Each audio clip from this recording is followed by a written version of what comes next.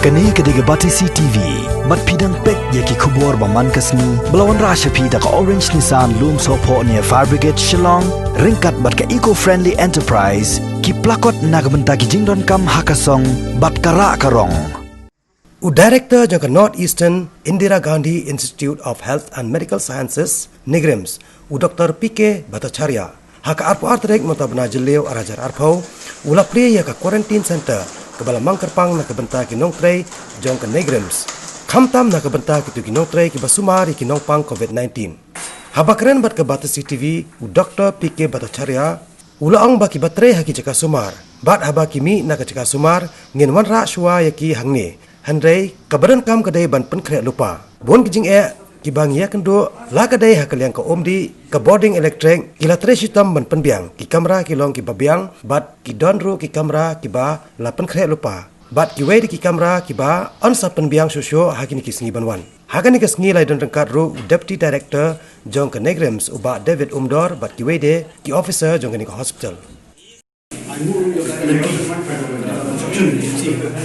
Tidak ini apa untuk itu kepada juga sisi kalau support ini kata mereka kepada COVID dengan institut di association di support Manila pada engineering department engineering ke Asia yang ini apa jelang jadi organizer mankar itu engineer ke tim ini saya man kapor bukan jam kapor yang ini jadi kapor kepada kami institut dan lagi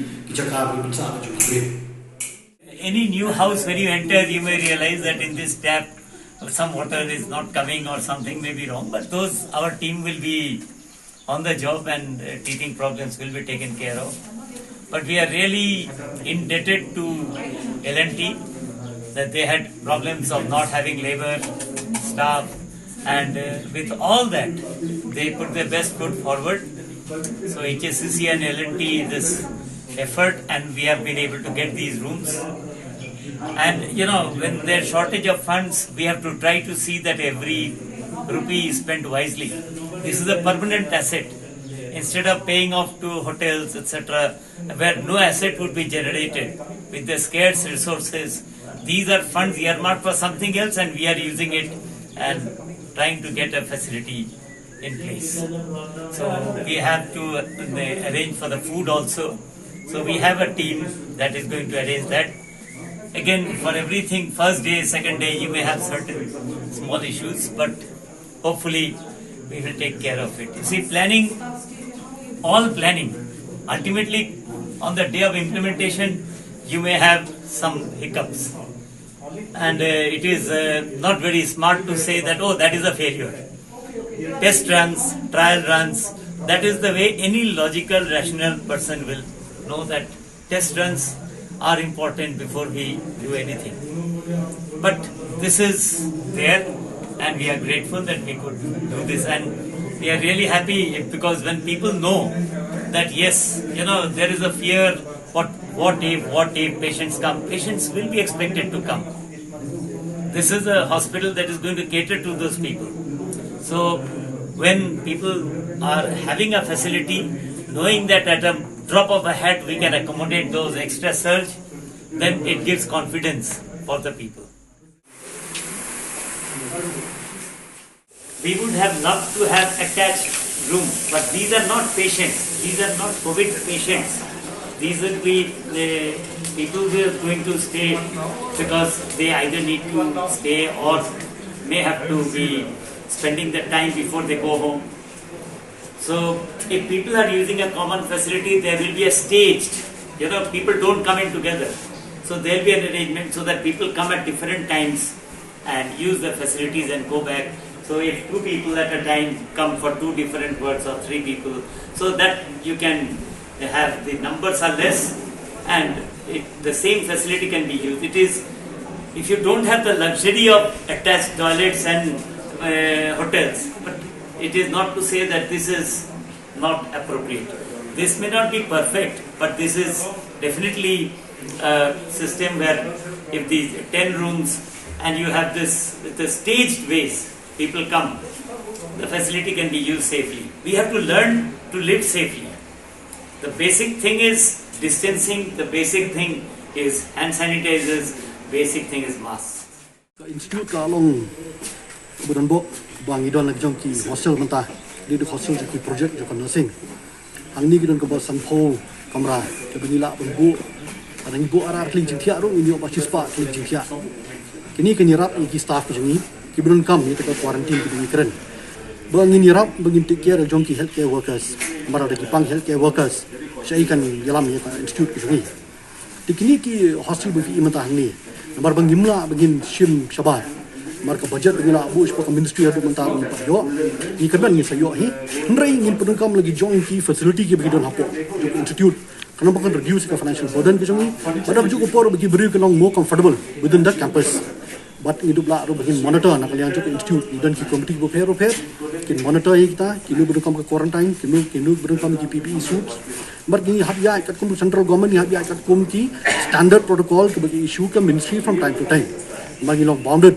by the guidelines issued by the ministry we cannot go anything beyond that imla beli palat dikata dekat central institute kum kujungi kum ka negrims ini kat ke bagi guideline from time to time ni hab dia kata ngah board kata bar ni kermen hi bagi persangkat kebala bagi ai ke jing sup ki healthcare workers ki jungi kat bangila bagi pembiang hoi kelab dan ki ane hang tai handai menu bom syam ki ka don hi dari kata ke jingia hi keman ke sini ke jingia bat ke dina kalian jungi hiru bagi dia pai kumno bela pun suk yakin nok trai ki jungi khamtam ki frontline health workers. We are trying to build a buffer area where people who will ultimately need either rest or say quarantine as per ministry norms, when they need that area, we need to bring them here. Currently, number of people exposed to high risk are less.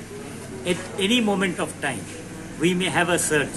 In one night, we can go up to 90. So then we have to have a place where we can immediately, appropriately, without, panic, shift them here.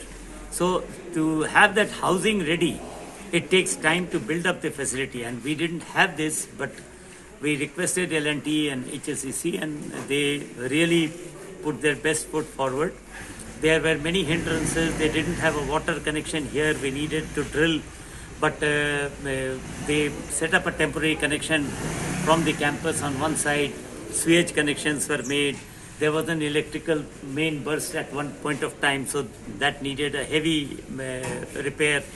They have done all that in record time, and of course the rooms needed to be finished. They did it, and you have seen that they look very nice. And simultaneously, we started placing orders for procurement of furniture. So they are coming already on the way. So it will take, I think, 4, 5, 7 days more. Some rooms we have already arranged for from existing furniture and reallocation from other places. So hopefully we will be able to expand it and complete it in a few days, maybe a week or 10 days. And after that also, L&T has promised that there are nearly 50 more rooms they are going to complete. And that also will need a temporary connection and sewage connection from another direction. But they are really working on it very hard. And hopefully then we will have nearly 200 beds at our disposal. Right now we have 100 beds. And these look big, but any time they can be filled up in one night, and then more and more expansion can happen. Because remember, a person comes in today, the person stays for maybe 7 days in high risk. If they are having positive infection, they may stay for 14 days. So when they are working from our side, we have to see to it that they don't have to worry about these things. And only thing is, people sometimes, have this impression that I have touched a COVID patient, that I have to go into quarantine or something. It is not so.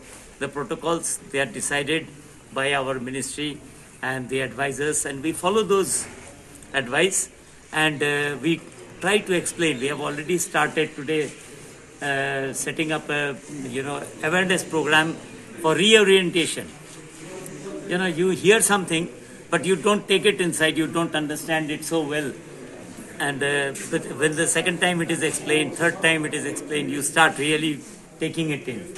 So we understand that this will always be an issue.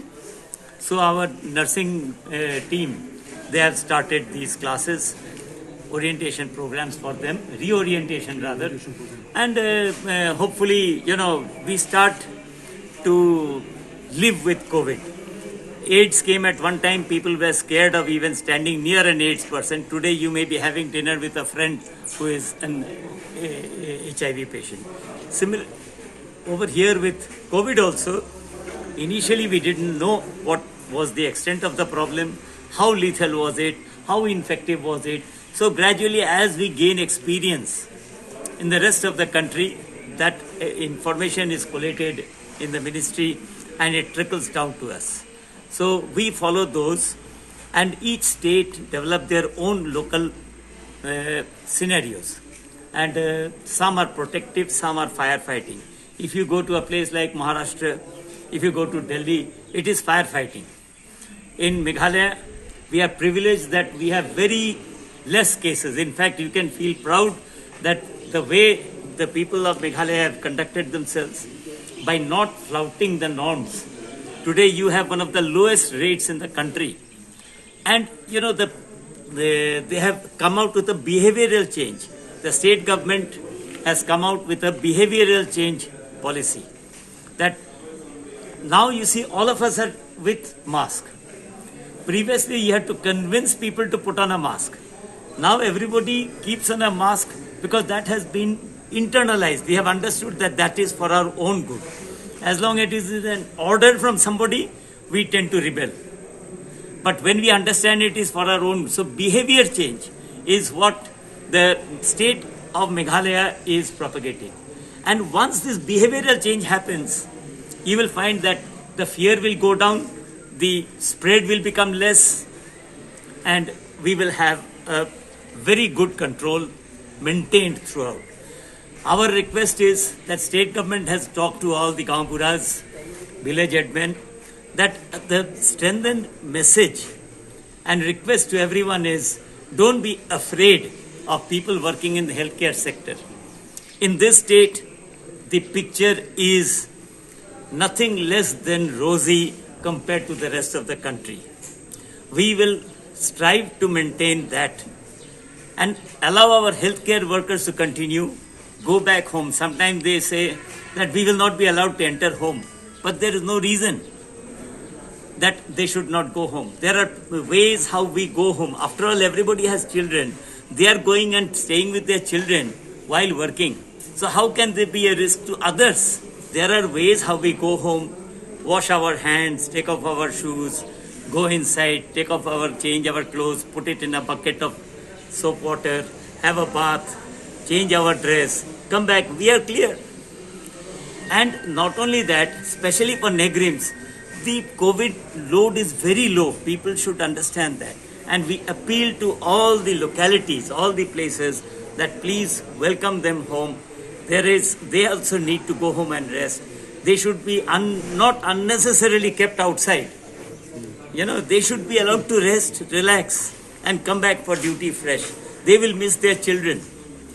Staying in quarantine is an easy word. Ask anybody who has actually stayed in a quarantine for 14 days, sitting within 4 walls, looking at nothing. And everywhere you can't have TV, you can't have everything. So then just staying there, it is very difficult, and when they are doing it in the line of work. So quarantine is easily said. They say that beware of what you wish for.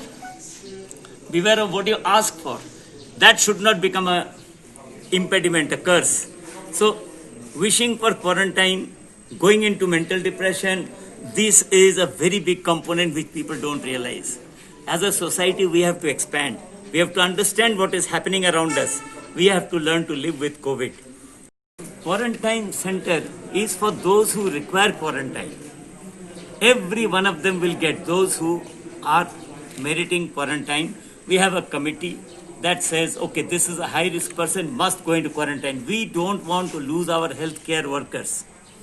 If my healthcare worker falls sick, if that worker infects somebody else in that hospital community, I will lose those trained, skilled workers. So it is in our interest that we protect our healthcare workers. But it is not blindly that anybody and everybody who wishes and fears has to be given quarantine. Quarantine is going to be given on the basis of standard protocols. There is no guarantee in COVID. Some people say, who is to blame if I develop COVID? Now, we are in this field, we are working in a hospital environment, you are working outside. Can you guarantee that you will not get COVID? So it is not about guarantees, it is about doing our best to reduce the chances and not by keeping everybody in quarantine. Okay, so we are there for them. We are going to work for them, but it cannot be that anybody who wishes, sir, I don't wish to go home. Where can we arrange those things? If today I need 90 rooms, I have to have 90 beds free to take them. If it is occupied by people who don't want to go home because they feel insecure, then is it appropriate that somebody who really needs quarantine will not be able to get a quarantine bed? We cannot provide 500 beds in 1 month's time. So we have to, work within the parameters. Within the parameters, if a person needs N95, ministry has said this is the guideline. They need a PPE, this is the guideline. Somebody says we are not provided PPE. Let them bring forward. Where is that instance? Nobody has given me that instance that I was doing this procedure and I didn't have a PPE. You see, if the PPE was needed, it will be given. It was given. If it was not needed, it was not given. Every one of us standing here would feel happy with the N95. But everybody is not wearing an N95. So where it is needed, in the laboratories also, there are procedures, ministry has laid down guidelines. So if they need a PPE, if they need a quarantine, definitely we'll provide.